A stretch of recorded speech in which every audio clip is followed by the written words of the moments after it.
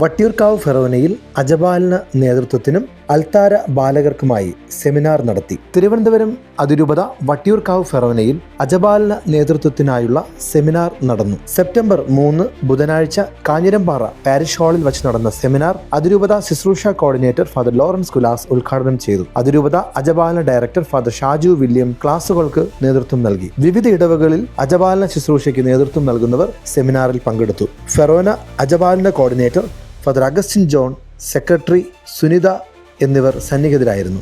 അൽത്താര ബാലകർക്കായുള്ള seminar Forane വികാരി father Aneesh Fernandez ഉദ്ഘാടനം ചെയ്തു. അതിരൂപത അജപാലന assistant director father Ajith Antony ക്ലാസിന് നേതൃത്വം നൽകി.